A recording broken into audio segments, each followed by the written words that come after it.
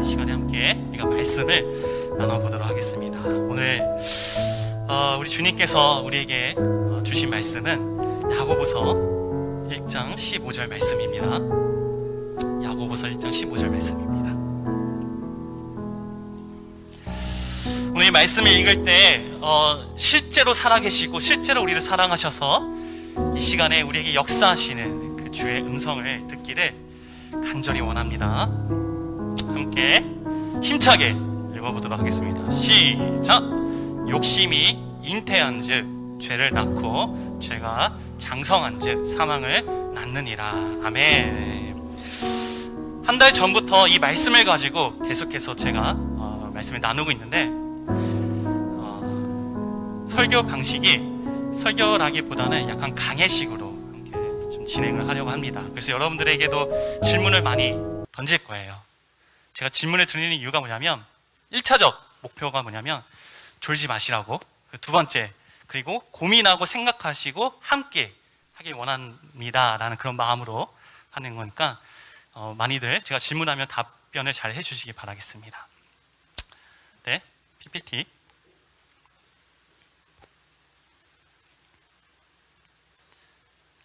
네, PPT를 켜주시기 바라겠습니다. 예.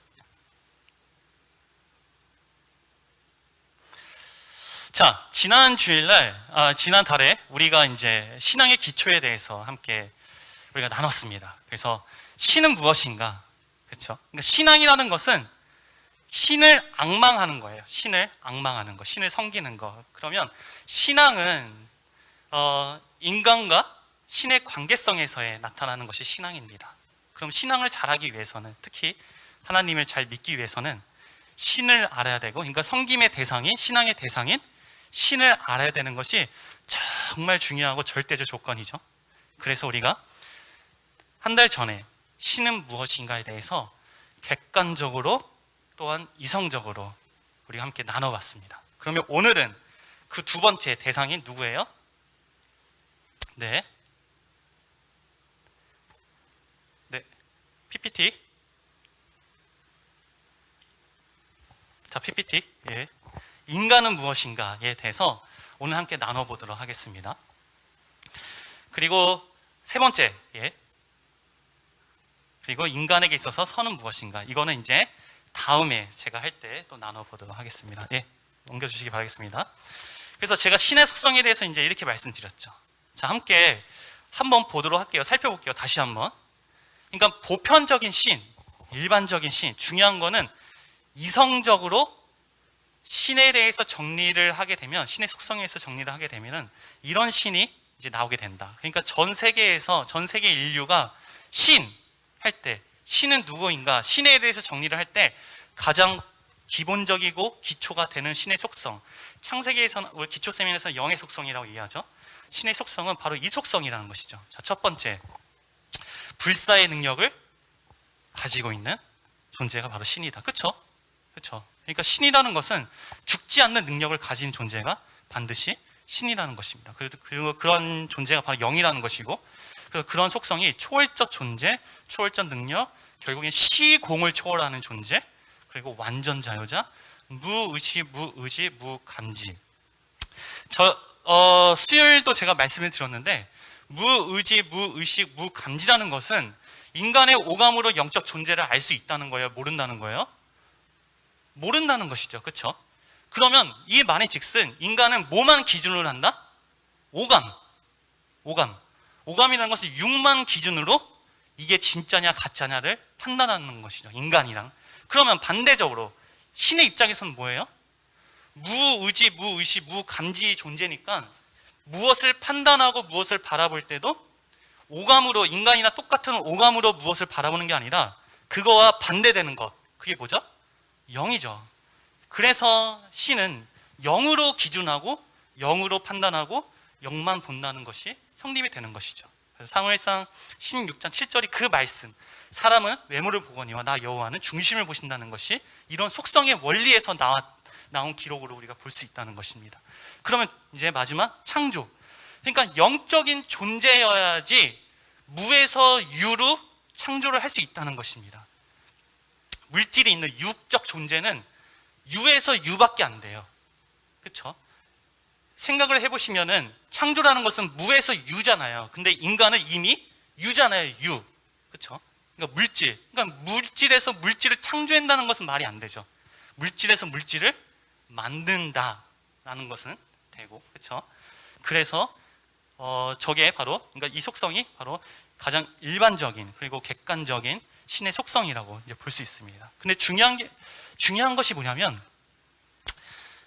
하나님께서 인간에게 성경을 접하지 않아도 보편적인 이런 이성적인 객관적인 신을 알 수 있도록 그렇게 설계를 하신 것이 바로 하나님의 형상대로 창조되어진 인간이라는 의미입니다. 그 인간의 영. 그러니까 인간의 영 자체가 하나님의 형상대로 창조되었기 때문에 인간의 영 자체가 어떤 기능이 있냐면 하나님을 알려고 하는 기능, 즉 영의 존재성을 알려고 하는 기능, 또 다르게 표현하면 신을 알려고 하는 기능. 그게 표현된 게, 그게 드러난 게 뭐냐면 바로 이성이라는 거예요. 그래서 유다서 1장 10절에 보면은 이렇게 되어 있습니다. 이성이 없는 짐승같이 본능으로 아는 것으로 멸망하느니라. 그러니까 이성이 없으면 결국에는 짐승이란 뜻이에요. 짐승. 그 이성이 뭐예요?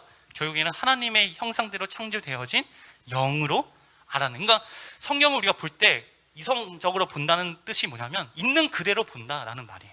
그러니까 신을 있는 그대로 본다면 이런 객관적인 신의 속성을 정리를 할 수 있다는 것이죠. 그래서 제가 지난주에 말씀드린 게 지금 전 세계에 존재하는 모든 종교들의 섬김의 대상, 신앙의 대상인 신들은 다 이 속성에 모순이 다 됩니다. 다 따져보면은. 그리고 그 모순된 그 신의 뜻대로 지금 만들어진 것이 이런 특정 종교라고 볼 수 있습니다. 그렇죠? 그러니까 이거를 이제 제가 신의 무엇인가에 대해서 이제 강조하면서 여러분들에게 이제 말씀을 드렸고, 혹시나 이거를 못 보셨고 아니면은 지난 한 달 전에 말씀을 못 드신 온라인으로 시청하시는 분들 중에서도 모르시는 분들이 있으면 제 유튜브에 검색을 오늘 하루 중심학교라고 검색을 하시면 제가 중심학교를 위해서 만든 영상이 그 유튜브가 있습니다. 거기에 창세기를 들어가시면 18주차 창세기 신은 무엇인가에 대해서 정리를 해놨으니까 다시 한번 꼭 봐주시기 바라겠습니다. 자, 그래서 오늘은 이제 인간에 대해서 이제 함께 나눠보도록 하겠습니다. 인간의 설계도는 창세기 1장 27절이죠. 창세기 2장 7절도 있지만 창세기 1장 27절을 보고, 자, 제가 한번 읽어보도록 하겠습니다. 하나님이 자기 형상 곧 하나님의 형상대로 사람을 창조하시되 남자와 여자를 창조하시고, 이라는 말씀이 있습니다. 이게 인간의 설계도예요. 그렇죠? 예. 그러니까 제가 지난주에 말씀드렸던 것처럼 무엇을 알려고 할 때는 그것에 가장 근본되고 기초되는 것을 살펴봐야 된다. 이제 그렇게 말씀을 드렸죠. 그래서 인간의 설계도는, 인간의 가장 기초는 창세기 1장 27절이라고 볼 수 있죠. 여기서 이 말씀에서 모순되는 게 있습니다. 문자적으로 본다면 뭐가 모순이 될까요? 우리가 지금 신의 속성에 대해서 우리가 지금 정립을 했죠. 그 정립한 관점에서 본다면은 모순되는 문자가 있어요. 뭐죠? 그렇죠. 형상. 맞습니다. 형상이라는 것은 실제적인 물질 혹은 존재하는 것, 그렇죠. 그러니까 실제적인 존재하는 것의 형상이라고 이제 보통 우리가 일반적으로 그렇게 알고 있고 의미를 부여는 하는데, 하나님의 형상이라는 건 눈에 보이는 실제적인 존재가 아닌 것이죠. 여기서 하나님의 형상이라는 것은 뭐 원문으로 따지면 여러 가지 성경적 의미를 부여할 수 있겠지만은 우리의 관점에서 보면, 신의 관점에서 보면 결국에 하나님의 형상이라는 것은 아까 제가 정립을 한 대로 그 신의 보편적인 속성대로라고 볼 수 있다는 것입니다.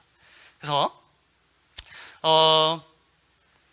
하나님의 형상은 뭐예요? 결국엔 영의 속성이죠. 그렇죠? 그래서 즉 하나님의 영의 속성대로 창조하였다는 것이 바로 인간 설계의 가장 기초가 된다라고 이제 볼 수 있다는 것입니다. 예. 네, PPT요. 네, 이러한 사실을 통해서 이제 알 수 있는 것은 하나님이 창조한 인간의 주체는 육이 아닌 영이라는 사실을 우리가 알 수 있다는 것이죠. 그렇죠? 그래서 하나님이 인간에 관심이 있다, 뭐 하나님이 인간에 역사하신다, 이제 그런 의미들을 보면은 영에 관심이 있다는 것이고, 그리고 하나님이 인간을 판단하신다, 인간을 보고 역사하신다는 것은 뭘 본다는 거예요? 인간의 영을 본다는 것이죠. 그렇죠? 그러니까 그런 의미를 우리가 인간의 설계도에서 알 수 있다는 것이죠. 왜냐하면 아까 다시 신의 속성이 뭐예요? 영이죠, 그렇죠? 영. 그러니까 영은 영만 본다. 그래서 인간의 영을 보고 판단하시는 의미이다라고 우리가 볼 수 있습니다. 그래서 하나님의 형상대로 창조된 인간의 영은 하나님의 속성과 거의 비슷합니다. 자, 보시면 PPT요. 자, 유일신 하나님은 신의 속성이에요. 그렇죠? 그런데 이 속성대로 인간이 창조됐다는 거죠. 그래서 하나님의 형상대로 창조된 인간의 영. 그림이 나오죠? 그래서 살펴보면 불사, 초월적 존재, 초월적 능력, 시공 초월, 완전 자유자, 무의지, 무의식, 무감지 다 똑같습니다. 그런데 딱 한 가지 틀린 게 있어요. 바로 창조의 능력은 창의력으로 바뀝니다. 물론 여러 가지 의미에서 다른 것들이 이제 많이 바뀔 수 있는데 제가 이 신의 속성에 의해서 이 표현대로 바꾸자면은 창조의 능력은 창의력으로 바뀐다는 것이죠. 그리고 영이 바로 하나님의 영과 인간의 영이 합쳐진다는 거. 그렇죠? 그러니까 하나님의 형상대로 창조되어졌다라는 그 상태의 모습이 뭐냐면 바로 이 상태라는 것입니다. 이게 원래의 인간의 영의 모습인 거죠. 그러니까 원래 하나님의 형상대로 창조되어진 인간의 영의 모습으로 볼 수 있다는 것입니다. 근데 여기서 제가 하나님의 형상과 인간의 형상이 같다라고 표현하지 않는 이유는 뭐냐면 형상대로 창조된 인간은 창조주가 아니에요. 뭐예요? 피조물. 그렇죠? 피조물로서 하나님의 영과 같다는 것입니다. 그래서 하나님의 영과 비슷하다라고 제가 표현을 했습니다. 그래서 인간의 영은 위 그림에서 보면은 창조의 능력이 창의력, 즉 이 창의력은 뭐냐면 성경적 의미를 부여하면은 하나님을 알고 싶어하는 지혜 혹은 더 알고 싶어하는 욕심, 그러니까 더 새로운 것을 더 추구하는 그런 욕망. 그러니까 창조는 안 되죠. 왜냐하면 창조라는 것은 율심만 해당이 되는 거고 그 율신의 속성, 창조의 속성이 인간으로 와서 그게 창조는 안 되지만은 창조를 하고 싶어하는 의식은 살아있다는 거예요. 속성은. 그래서 그걸 제가 제 표현으로는 창의력으로 이제 바꾸게 된 것입니다. 그리고 이 부분은 제가 더 나아가서 더 자세하게 설명을 드리도록 하겠습니다. 신이 아니기 때문에, 그러니까 피조물이기 때문에 창조의 능력은 없지만 새로운 것을 만들어내거나 알고 싶어하는 의식, 그대로 존재한다는 것이죠. 그게 바로 창의력입니다. 그래서 하나님의 형상대로 창조된 인간의 영의 목적은 딱 하나예요. 바로 하나님처럼 되는 목적성을 가지고 있다는 것입니다. 그렇죠? 하나님의 형상대로 창조되었다는 것은 그 인간의 영에 하나님의 영이 함께 하시는 것이죠. 그러니까 이 인간의 영, 창조된 인간의 모든 속성들은 다 어디를 향하고 있어요? 이 하나님을 향하고 있는 거예요. 하나님처럼 되고 싶어하는 욕망, 그 욕구. 그래서 신이 그래서 피조물이긴 하지만 영의 속성은 창조주의 속성이기 때문에 창조주 하나님처럼 되려고 하는 곧 인간의 그 영이 이 속성이라는 것입니다. 그래서 하나님의 형상대로 인간이 창조되었다는 궁극적인 의미는 하나님의 영과 인간의 영이 함께 하도록 창조되었다는 의미로 우리가 볼 수 있습니다. 그러니까 이 상태가 바로 인간을 향한 하나님의 궁극적인 목적이라는 것입니다. 그렇죠? 성경 66권이 기록된 것이 바로 이 모습을 위해서, 그리고 하나님이 이 땅에 내려오신 게 바로 이 모습을 위해서, 십자가 왜 죽으셨어요? 이 모습을 위해서. 부활하신 이유도 이 모습을 위해서. 근데 중요한 것은 이 모습 또한 완전한 인간의 모습이 아니라는 것이죠. 그러니까 지금 우리의 모습을 한번 봐보세요. 그렇죠? 분명히 하나님의 형상대로 창조되어진 인간의 영이 주인데도 불구하고 지금 뭐가 있어요? 보여지는 껍데기가 있죠. 그렇죠? 그러니까 육 안에 영이 존재하는, 그러니까 이 껍데기 안에 인간의 영이 존재하는 이러한 구조로 되어 있는 모습이 바로 지금의 현재의 완전한 인간이다라고 볼 수 있습니다. 그래서 그 모습이 바로 PPT요. 바로 이 모습입니다. 네, PPT. 네, PPT요. 예. 네, 이 모습입니다. 자, 보시면은 육, 혼, 그 안에 인간의 영이 있는 모습. 그렇죠? 이거를 어떻게 부르냐면 이분법적 인간. 그러니까 육과 영적인 인간이다. 그러니까 지금 여러분들의 모습이 다 이런 모습이에요. 이거를 제가 보여지는 어떤 그림으로 표현을 해서 지금 이렇게 표현했지, 여러분들의 우리 전 인류가 이런 구성으로 지금 구성되어 있다라고 볼 수 있습니다. 그럼 중요한 거는, 그럼 하나님께서 왜 인간의 영을 육 안에 내재해 있도록 인간을 만든 이유에 대한 의문점을 우리가 가질 수밖에 없는 것이죠. 하나님께서는 왜 인간의 영을 왜 육 안에 넣었을까? 그렇죠? 이런 구조로 왜 인간을 창조했을까? 그러니까 다시 말하면 영의 속성으로 돌아가 보면, 자, 영은 어떤 존재예요? 영의 속성에서 시공을 초월하는 초월적 존재잖아요. 그러니까 이런 시공을 초월한다는 이런 존재를, 이런 속성을 다른 말로 표현하면 바로 통일성입니다. 통일성. 그러니까 처음과 끝이 같다라는 거예요. 근데 우리가 인간을 보면은, 그러니까 물질이 있는 인간을 보면은 처음과 끝이 다르죠. 그렇죠? 예를 들어서 모든 인간들은 태어나서 아기로 태어납니다. 근데 마지막에는 다 나이가 드셔서 노인으로 그렇게 다 변하게 되잖아요. 그러니까 변할 수밖에 없는 것이 인간이에요. 그러니까 물질이에요. 그럼 인간은 왜 변하냐? 물질은 왜 변하냐? 바로 시간과 공간의 제한을 받기 때문이에요. 시간과 공간의 제한을 받기 때문에.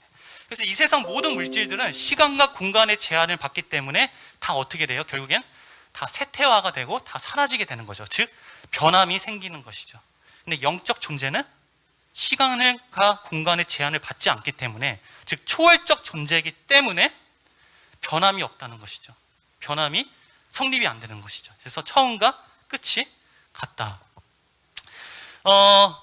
그래서 이 의미는 그냥 보여지는 어떤 형상에서만 변함이 있는 것이 아니라, 변함이 없는 것이 아니라, 통일성이 있는 것이 아니라 하나님의 뜻, 하나님의 역사, 하나님의 목적 등도 다 포함이 되는 거예요. 그러니까 하나님께서 나는 이렇게 하겠다, 애초에 그렇게 시작을 하셨으면 끝까지 그렇게 가는 것이죠. 그래서 이거를 통일성이라고 얘기를 합니다. 그래서 한번 하나님께서 A를 결정하였다면 그 중간에 변함이 없이 끝까지 A로 가시는 것이죠. 이게 바로 대표적으로 나온 게 하나님과 인간의 관계성이죠. 하나님께서 인간을 창조할 때, 그러니까 정확하게 얘기하면 인간의 영을 창조하고 인간의 영의 역사를 한다고 하실 때 인격적인 관계에서만 역사를 할 수 있도록 인간을 창조하셨어요. 이거는 너무나 잘 아시죠? 그래서 중간에 하나님께서 비인격적으로 인간의 영에게는 역사를 하지 못하시는, 그러니까 그렇게 하나님께서 창조를 하셨기 때문에 통일성으로 인해서 하나님께서 그거를 바꾸시지 못하는, 그렇죠? 그런 역사, 그런 속성을 우리는 볼 수 있다는 것이죠. 그래서 요한계시록 22장 13절에 보면은 알파와 오메가시오, 그 처음과 나중, 그리고 시작과 끝이라라는 그런 말씀도 결국에 이런 속성에 의해서 그런 우리가 볼 수 있다는 것입니다.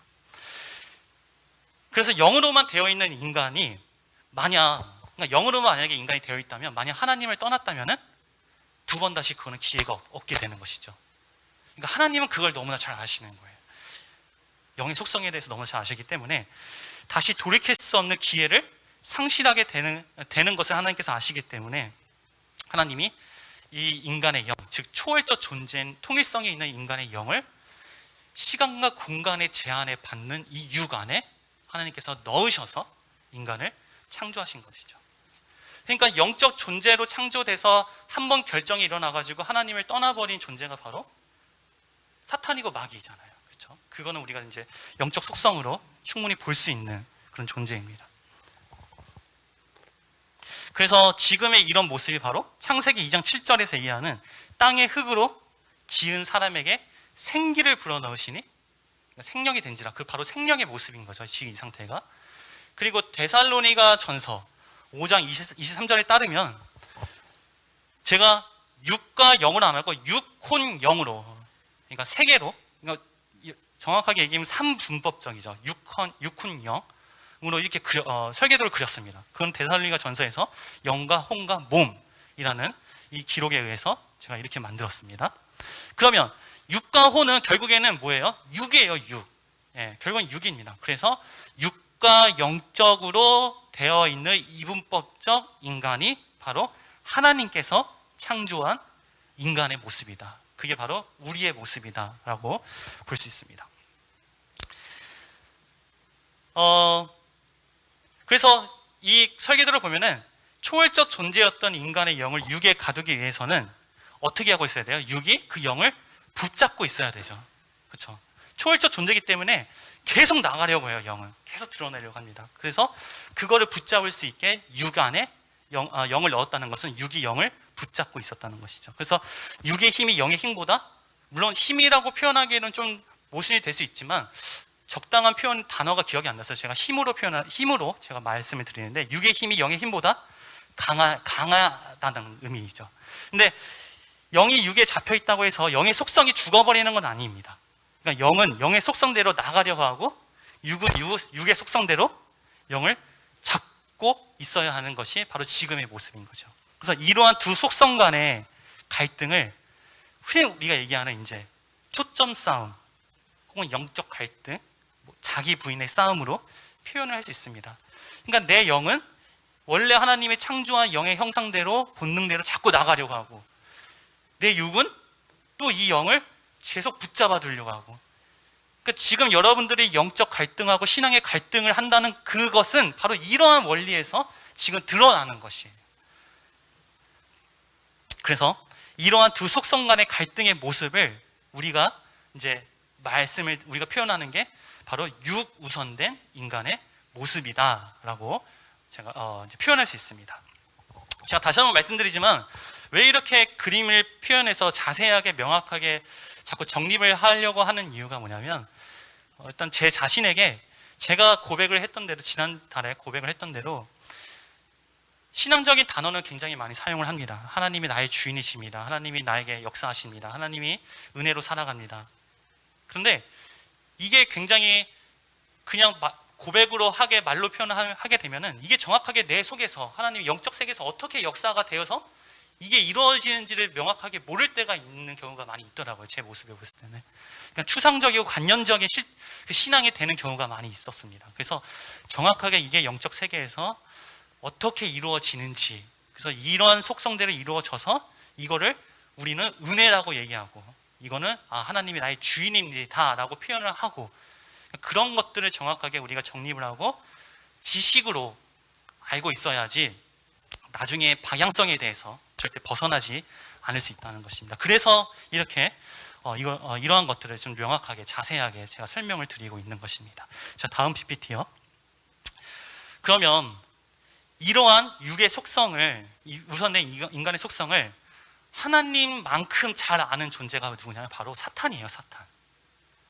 그래서 하나님을 떠난 인간, 그러니까 사탄이 주인된 인간의 영의 모습입니다. 인간은 산업과 사건을 통해 하나님을 떠나게 됩니다. 그렇죠?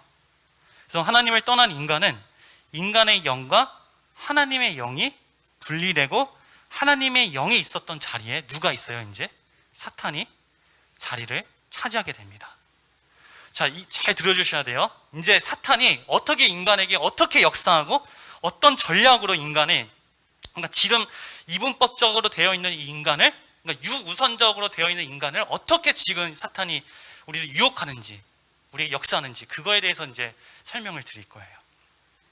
그래서 하나님이 떠난 인간의 심령은 모습은 사탄이 지배하고 있는 모습이죠. 자, 인간의 심령에 보면 분명히 아까 하나님이 있었는데 이제 하나님을 떠남으로써 하나님의 영이 없어지죠. 그리고 누가 그 자리를 차지해요? 사탄이 차지를 하게 된다는 것입니다. 그래서 지금 정확하게 얘기하면 하나님을 믿지, 하나님을 영접하지 않는 인간의 모습은 지금 이런 모습인 것이죠. 그래서 사탄은 이러한 육우선된 인간의 속성을 이용해서 하나님의 형상대로 창조된 그 인간의 본래 속성을 육의 속성으로 변질시키려는 것이 바로 사탄의 전략입니다. 그러니까 사탄의 전략은 딱 하나예요. 하나님이 창조한 그 인간의 본래, 그 인간의 속성이 어떻게든 간에 육의 속성으로 변질시키는 거, 그게 바로 사탄의 전략입니다. 그러니까 앞서 제가 말씀드린 대로 인간의 영은 하나님처럼 되고 싶어하는 욕구가 있어요. 속성이 있어요. 그게 바로 인간 영의 속성인 거죠. 그러니까 인간의 신령 가운데 하나님으로 채우려고 하는 속성이죠. 그런데 사탄은 이걸 이용해서, 사탄은 이러한 속성들을 육적 속성으로 변질시켜 하나님을 제외한 모든 것들로 이것으로 채우려고 해요. 그리고 하나님의 능력을 제외한 모든 것들을 통해서 하나님과 비슷한 것처럼 보이는 것으로 되게 하려고 하는 거예요. 그게 바로 육의 속성이라는 것입니다. 그러니까 대표적으로 보면 선악과 사건이죠. 예. 창세기 3장 6절이죠. 사탄은 하나님으로 채우려는 인간의 속성을 이걸 육의 속성으로 변화시켜서 선악과, 그렇죠? 먹은지, 보안지, 지혜롭게. 그러니까 이건 결국에는 물질, 권력, 명예로 하나님을 대신해서 인간에게 채워넣는 모습을 볼 수 있죠. 신약에 나와서는 똑같은 사건이 나타나죠. 예수님이 광야에서 시험을 받는 사건. 사탄이, 마귀가 광야에서 물질, 천사들의 수종, 위에 성전 꼭대기에서 뛰어내리면 천사들이 당신을 수종 들을 것이다. 그렇죠? 그리고 권력, 그다음에 마지막 이 세상 만물을 보여주면서 이거 다 주겠다. 세상의 영광, 명예. 그러니까 마귀의 속성은, 마귀의 전력은 똑같습니다. 이런 육의 속성을 이용해서 어떻게든 간에 하나님만이 아닌 다른 것으로 채우려고 하는 이 사탄의 전략이라는 것이죠. 이거를 더 자세하게, 더 정확하게 제가 또 보여드리도록 하겠습니다. 예. 이게 글씨가 좀 작아서 그런데 저 화면을 제 화면을 아예 없애주세요. 여기서만. 네. 자, 이 앞에 저 육과 혼과 영이 그 인간의 이분법적 속성을 보면은 인간의 그 구성입니다. 그러니까 사탄이 지배하고 있는 인간의 모습이에요. 자, 그러면 자, 요거 자, 일단 여기서부터 시작할게요. 여기서부터 시작합니다. 제한적 존재에서 오른쪽 그쵸, 마우스로 됐죠. 거기서부터 시작을 할게요. 자, 원래는 어떤 속성이었어요? 초월적 존재죠. 초월적 존재. 그쵸. 그런데 육이 있음으로써 물질적인 건 제한적 존재로 바뀌어버리는 것입니다. 그런데 사탄은 욕을 이용해서 어떻게 되냐면 영을 붙잡고 있는, 그러니까 영의 속성대로 육을 뚫고 나가려고 하지만 사탄은 이 제한적 존재, 즉 육의 속성을 이용해서 영을 붙잡고 있는 육은 영의 속성을 육적 속성으로 이제 변화시키는 것이죠. 그래서 처음에 이거 제한적 속성을 보면은 마귀는 이런 육적 속성을 이용해서 물리적 개념의 그런 제한을 받는 것뿐만 아니라 영의 생각, 그 능력 등을 제한하도록 하는 것입니다. 그래서 대표적으로 세상에 머무는 존재를 변질시키는 거예요. 그러니까 초월적 존재이기 때문에 이 세상이 전부가 알고 분명히 영적 세계가 있다는 것을 아는 것이 바로 원래 인간의 하나님의 형상대로 창조되어 있는 인간의 영의 속성입니다. 그런데 사탄은, 마귀는 이런 제한적 존재 속성, 육적 속성을 이용해서 영적 세계에는 아예 관심도 없고 영적 세계는 아예 모르게 오직 이 세상이 전부라는 것으로, 그러니까 세상에 머무는 그런 존재로 완전히 인간의 영을 육적 속성으로 변질시켜 버리는 것이죠. 그리고 두 번째, 그 밑에 원래는 초월적 존재, 그 다음에 뭐죠? 초월적 능력이죠. 근데 이게 육이 있고 물질적으로 이제 변하게 되는 거죠. 바로 제한적, 그러니까 육적 능력으로 이게 바뀌게 되는 것입니다. 이게 물리적 속성이에요. 근데 그 마귀는 이 육적 속성, 물리적 속성을 이용해서 어떻게 해요? 환경에 완전히 눌림을 받게 만들어 버리는 것입니다. 그러니까 원래는 인간의 속성, 그러니까 하나님이 함께 하실 때는 어떤 환경가 있었더라도 그거를 초월할 수 있는, 그러니까 어떤 고난이 있을지라도 하나님 안에서 초월할 수 있는 능력이 있었습니다. 그런데 그게 없어지고 이제 육적 속성으로 해서 마귀는 이걸 이용해서 눈에 보이는 고난, 환경, 혹은 아무리 좋은 일일지라도 오직 이 환경에 눌리도록, 이 환경에 고착이 되도록, 그게 바로 마귀가 사용하고 있는 바로 육적 속성을 사용해서 인간의 영을 완전히 눌려버리는, 환경의 고난에 눌림을 당하게 하는 그런 전략을 이제 볼 수 있는 것입니다. 세 번째, 시공을 초월하는 존재가 이제는 시공의 제한을 받는, 육적 제한을 받게 되는 것이죠. 그래서 마귀는 이러한 속성을 이용하여 원래 인간의 주체인 영이 아닌 시공에 제한받는 육의 고착된 모습, 그리고 육의 삶의 전부로 알고 사는 모습으로 변질시키는 것이죠. 그래서 현재 상태에 만족하게 만들고 특히 자기를 의심하지 못하도록 만들어서, 그러니까 미래지향적인 발전태가 아닌 지금 이 상태에 만족하는 완전태로 지금 마귀는 우리를 그렇게 만들고 있는 것입니다. 그래서 여러분들 잘 보시면은 하나님께서 인간의 설계대로 봤을 때 발전태로 인간을 만들었습니다. 발전태로. 육뿐만 아니라 영적인 발전태로, 즉 하나님과 함께하는 그런 발전태로 인간을 창조했는데 이제 육이 있음으로써 마귀는 이 육적 속성을 이용해서 발전태가 아닌 이제 완전태로 나는 완전한 모습이구나 그렇게 마귀는 인간을 유혹해서 그렇게 역사를 하는 것이죠. 그러면 중요한 게 뭐냐면 인간은 발전을 안 해요. 발전을 안 하면 있는 그대로 유지는 돼야 되잖아요. 근데 인간은 영이 있기 때문에 있는 그대로 유지가 안 됩니다. 발전이 안 되면 어떻게 돼요? 무조건 세태화가 되는 거예요. 그러니까 마귀는 그걸 알기 때문에 이 점을 노려가지고 지금 그 육적 속성을 이용해서 세태화로 만들어버리는 것입니다. 자, 네 번째, 이제는 완전 자유자는 어떻게 말하면 완전 제한자로 이제 바뀌게 되는 거죠. 육적 속성이 있기 때문에. 그렇죠? 그래서 마귀는 이제 이런 완전 제한자의 속성을 이용해서 뭘로? 완전 영적 노예자로 이제 만들어 버리는 것입니다. 그 육의 노예는 곧 물질의 노예, 쾌락의 노예, 고난의 노예, 감정의 노예. 제가 여러 가지 이제 물질, 쾌락, 고난, 감정으로 표현했지만 다 여러 가지 육적인 요소들이 많이 있을 겁니다, 여러분들에게. 그러니까 그런 노예로 인간의 영을 완전히 붙잡아 놓는 거죠. 그래서 물질, 고난, 쾌락, 감정 등 이러한 요소들의 삶에 이제 인간의 삶에 이런 것들이 이런 육적인 요소들이 삶의 주인이 되고 삶을 살아가는 이제 기준으로 만들어 버리는 겁니다. 그래서 여러분들 제가 수요일도 말씀드렸겠지만 가장 어려운 게 감정이잖아요. 그러니까 내 감정대로 행하는 거. 내가 화나면 그냥 화난 대로 그냥 분출하는 거. 내가 기쁘면 기쁨으로 분출하는 거. 이게 바로 어디예요? 감정에 의해서 살아가는 감정의 노예자가 되어버리는 것이죠. 하나님은 온데간데 없고 그냥 내 감정 그리고 오직 물질만을 추구하는 삶, 오직 쾌락만을 추구하는 삶.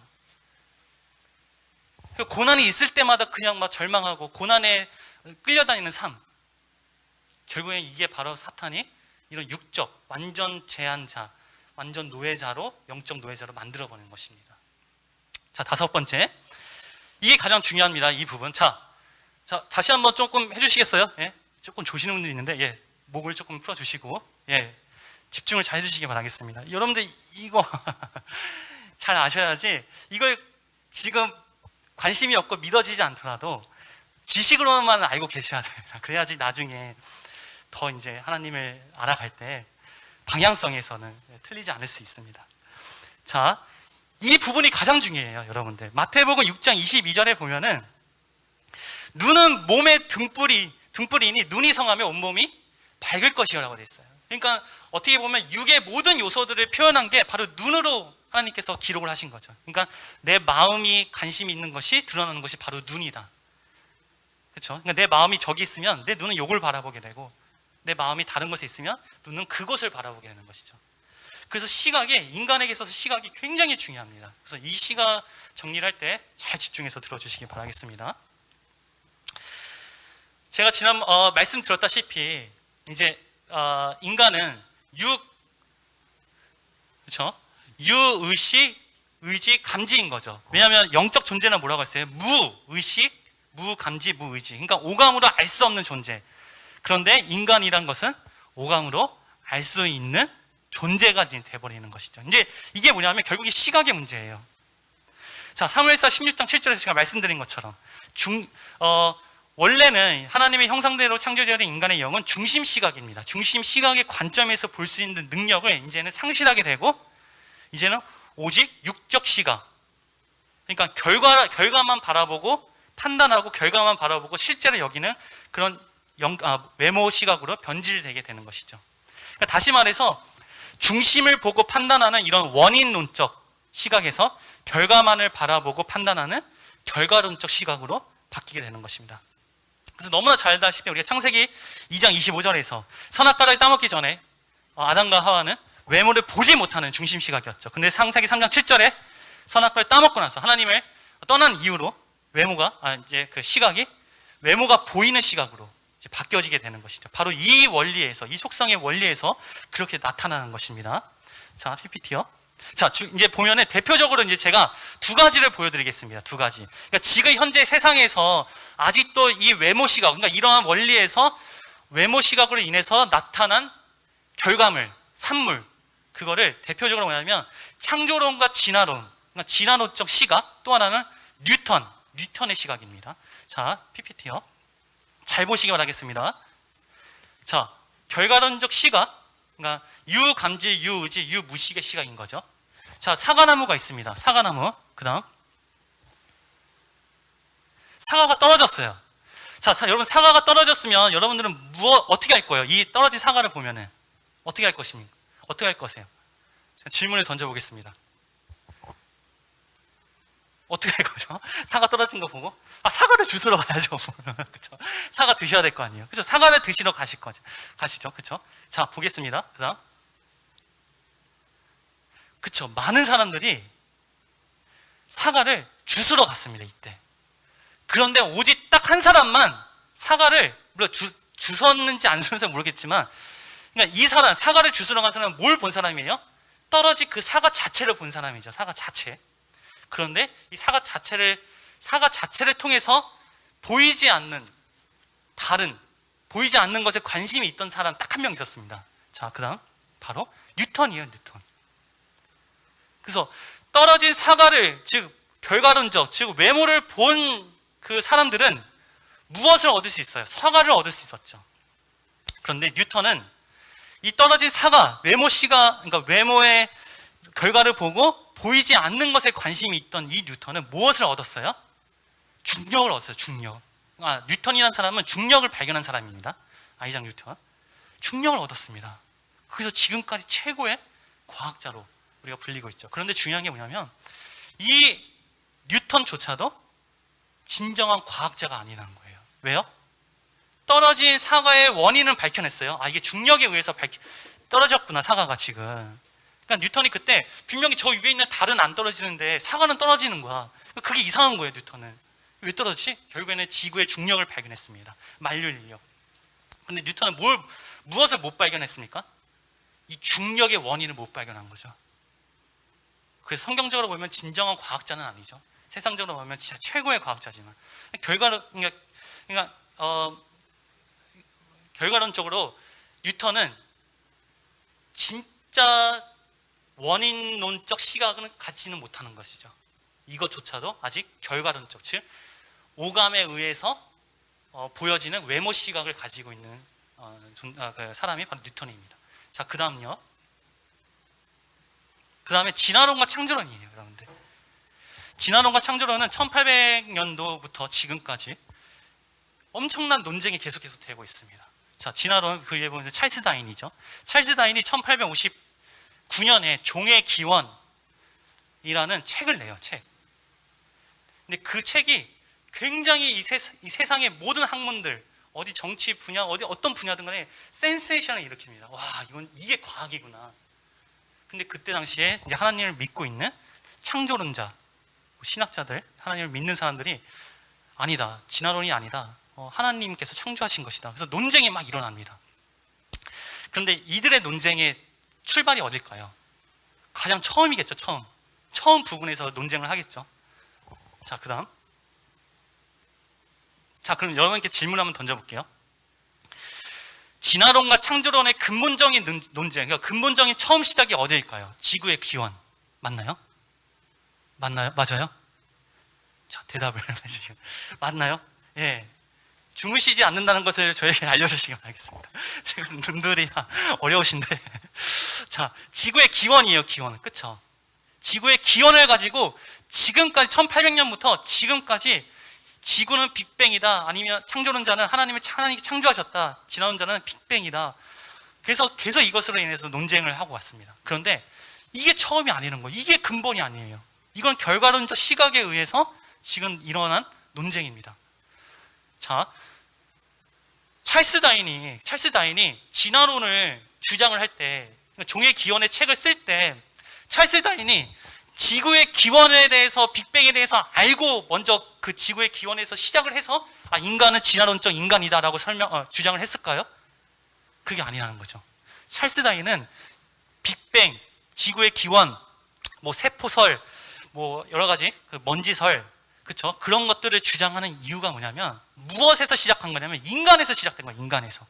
인간을 진화론적 인간으로 생각을 완전히 결정을 해놓고 그 다음에 역순으로 이거를 다 만들어 나간 것이 바로 진화론의 이론이라는 것입니다. 그러니까 찰스 다윈이 그렇게 만들어 놓은 거예요. 자, 그 다음요.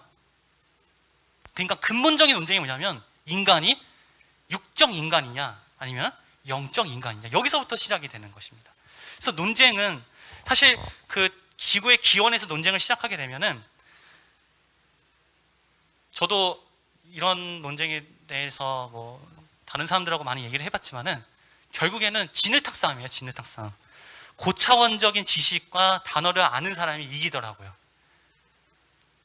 그러니까 결국에는 인간이 어떤 구성으로 되어 있느냐, 여기서부터 시작되는 겁니다. 그러니까 창조론자들이 지금 주장하고 있는 그 분들도 근본을 잘못 찾았어요. 지구의 기원이 아니라 인간이 어떤 인간이냐에서부터 시작이 되는 것입니다. 그래서 찰스 다윈은 인간을 오직 육적 인간, 육만 있는 인간, 그렇게 봤기 때문에 그 지구의 빅뱅설까지 간 거고, 그러면 창조론자, 하나님을 믿는 자들은 어떻게 보냐면 육 안에 반드시 영이 있다. 인간의 영이 반드시 존재한다. 인간의 영이 있으면 진화론이 될 수가 없어요. 인간의 영이 있으면 A라는 종에서 B라는 종으로 절대 종의 기원이, 그러니까 종의 진화가 될 수가 없다는 것이죠. 인간이 영이 있는데, 완전히 독보적인 존재고, 인간의 영은 독보적인 존재고 오직 하나밖에 없는 존재인데, 변화가 될 수가 없는 존재인데, 그렇죠? 근데 아무리 진화론을 주장하고 하나님을 믿지 않는 사람이라 할지라도, 저도 많은 이제 경험을 해봤지만은 그분들에게 영적인 존재 혹은 귀신, 뭐 신의 존재, 뭐 영적인 세계 믿지는 않을 뿐이지 다 인정은 하고 있어요. 사실은 아무리 유물론적 사관을 가지고 있는 사람일지라도 다 사실은 영이라는 것은 인정을 하고 있습니다. 예. 그러니까 사람이 지금 건어로 되어 있는데, 제가 건어가 나왔는데, 건어가 정말 육적인 인간이냐 아니면 육과 영으로 된 인간이냐, 여기서부터 시작되는 것이죠. 그래서 지금의 진화론적 시각으로 가지고, 지금의 진화론적 시각이 결국에는 결과론적 시각이며, 지금의 창조론자들이 주장하고 있는 그런 논쟁도 결국에는 결과론적 시각에서 나온 그런 논쟁이라는 것입니다. 그러니까 원인론적 시각으로 보면은 인간이 과연 육이냐 아니면 육과 영으로 되어 있냐. 그러니까 지금의 이런 게 대표적인 두 가지가 이런 외모 시각으로 인해서 만들어진 이 세상의 산물 중에 하나이라는 것입니다. 사실은 지금 세상을 바라보면은 외모 시각으로 인해서, 그러니까 영적 시각, 중시 시각을 잃어서 외모 시각으로 인해서 만들어진 세상이 지금의 세상으로 볼 수 있습니다. 자, 그다음요. 자, 이제 6번째 보면은 창의력이죠. 그러니까 원래는 하나님을 알아가고 하나님을 상상하고 하나님을 알고 싶어하는 영적 창의력이 이제는 육적 창의력으로 바뀌게 되는 것이죠. 그래서 하나님이 창조한 창의력이라는 의미는 아까 제가 말씀드린 대로 하나님을 알고 싶어하는 그런 무궁무진한, 혹은 그런 무궁무진한 하나님을 욕심내고 싶어하는 그 욕심을 의미합니다. 그런데 이게 육적 속성으로 변화되어서 영적 창의력이 이제는 하나님의 방향, 하나님을 알고 싶어하는 방향으로 가는 것이 아니라 육을 알고 싶어하는 방향, 그러니까 육에 고착되고 싶은 방향, 육의 방향으로 변질되게 되는 것이죠. 그래서 여러분들 이 창의력이 있기 때문에, 영적 창의력이 있기 때문에 여러분들이 하나님을 알 수 있고 하나님을 믿을 수 있는 것입니다. 자, 하나님께서 여러분들에게 역사하실 때, 자신을 알려줄 때 그냥 막무가내로 역사하신 게 아니라 우리가 가지고 있는 기능을 이용해서 우리에게 역사하시는 거예요. 우리가 가지고 있는 기능 중에 뭐냐면 바로 이 영적 창의력이라는 것이죠. 그러니까 하나님을 알고 싶어하는 그 욕구, 하나님은 그걸 통해서 우리에게 역사하시죠. 그렇기 때문에 이 창의력이 있기 때문에 우리가 하나님을 알 수 있는 거예요. 그 전혀 상상할 수 없는 그 하나님을 상상을 할 수 있게 되는 것이죠. 그래서 동물이 신을 알 수 없는 이유가 뭐냐면 영이 없기 때문이지만은, 그러니까 정확하게 얘기하면 그 영적 창의력이 없기 때문에 동물은 오직 육만 알 수 있고 영을 상상할 수 없는 것이죠. 그리고 이 창의력이 있기 때문에 인간이 이 세상을 지배할 수 있는 거예요. 동물을 지배할 수 있는 것입니다. 자, 육적 능력만 보면은 동물이 인간보다 센 동물들이 많습니다. 사자나 코끼리나, 그쵸? 절대 이길 수 없어요. 근데 우리가 이 동물을 지배할 수 있고 이길 수 있는 방법이 뭐냐면 이 창의력 때문에. 그래서 우리는 동물들이 만들어내지 못하는 무기를 만들 수 있고, 여러 가지 막 반도체나 정말 과학적인 것들을 만들어내서 이 세상을 지배하고 동물들을 조련하고 만들 수 있는 거잖아요. 그게 어떤 기능이냐면 바로 이 창의력입니다. 창의력. 결국엔 그의 영적인 속성인 것이죠. 그럼 아까 제가 얘기한 것처럼 이 영적 창의력 때문에 하나님을 알 수 있지만, 하나님을 향해 나아갈 수 있지만, 반대로 이 창의력이 육적 창의력을 변질되면 반대로 뭐예요?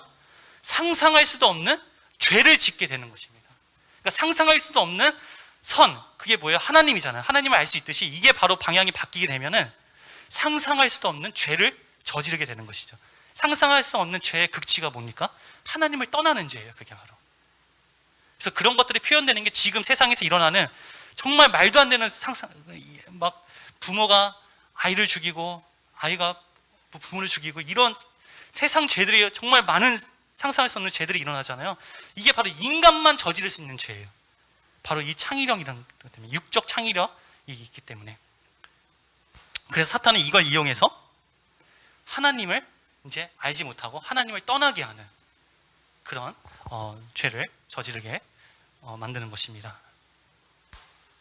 그래서 저기 보면 탐심이라고 되어 있는데, 탐심, 하나님은 아까 제가 얘기했죠. 하나님은 인간이 하나님의 욕심을 내도록 욕심을 주셨습니다. 근데 이게 육적 창의력, 육적으로 바뀌면서 탐심으로 바뀌게 되는 것이죠. 그래서 골로새서 3장 5절에 보면 뭐냐면 탐심은 우상 숭배니라. 그렇죠?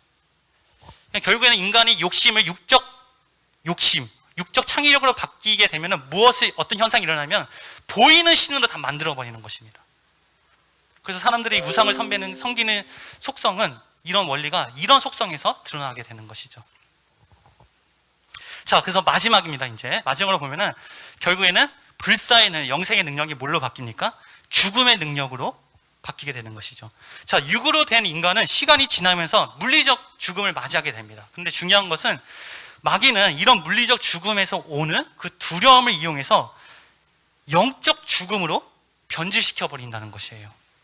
자, 다시 한번 볼게요. 신의 가장 첫 번째 절대적 속성이 뭐예요? 바로 불사의 능력이죠. 불사의 능력. 불사의 능력이라는 것은 천국의 능력이라는 것입니다. 천국의 능력.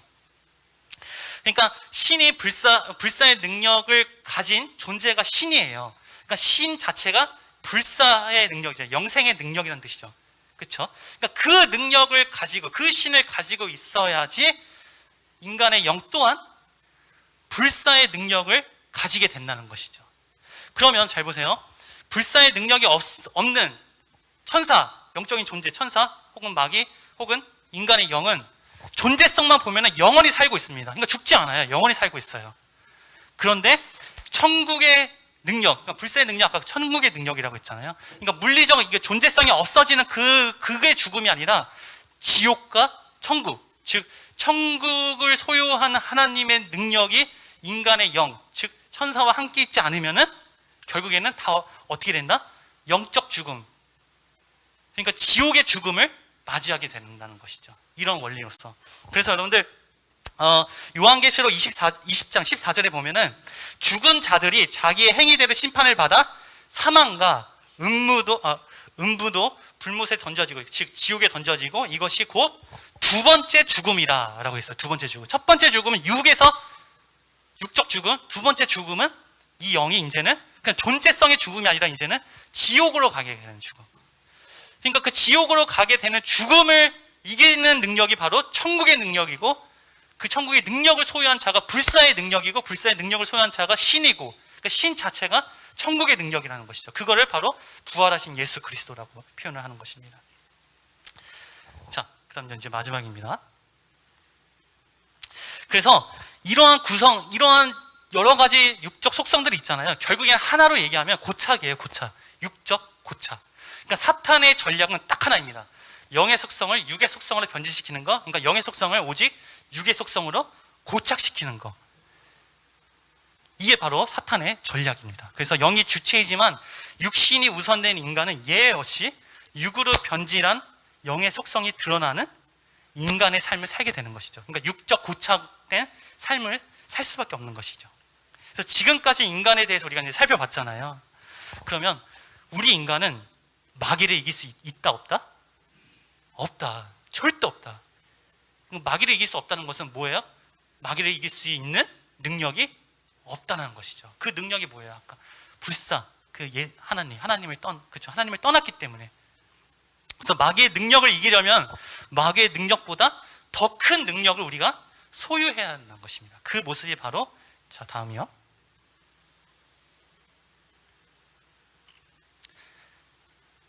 네, 다음이요.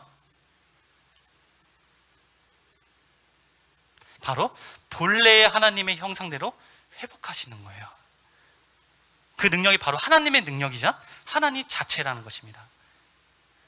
자, 그래서 원래 우리가 저렇게 지배받고 있던 우리의 인간의 모습이 이제는 하나님의 능력을 다시 소유한 이런 모습, 즉 하나님의 형상대로 다시 회복되는 모습. 지난번 풍랑 이야기에서는 이게 바로 실체적 믿음의 가장 근본이라는 것이죠. 그렇죠? 이제 마무리하겠습니다.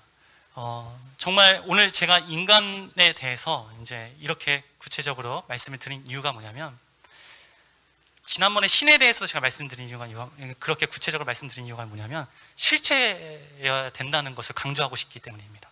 그러니까 영적인 세계는 보이진 않지만 물리적 세계처럼 실체라는 것입니다. 그러면 우리가 오늘 그러니까 신에 대해서 정립을 했고 인간에 대해서 정립을 하게 되면은 여기서 이제 우리가 어떤 고백이 나와야 되냐면, 우리는 절대 사탄을 이길 수 없구나. 육을 이길 수 없구나. 그 우리가 해야 되는 것은 육을 이기는 게 아니라 육을 그냥 내려놔야겠구나. 육을 부인해야겠구나. 그래서 제가 수요일 날 말씀드린 대로 어떤 고난과 환난 속에서 하나님께서 주신 게 확신하다면, 믿어진다면 내가 해야 될 것은 이 육을 버리는 것, 자기 부인인 것. 그게 정말 실체가 되기를 간절히 원합니다. 자, 다음 이제 마지막 PPT요.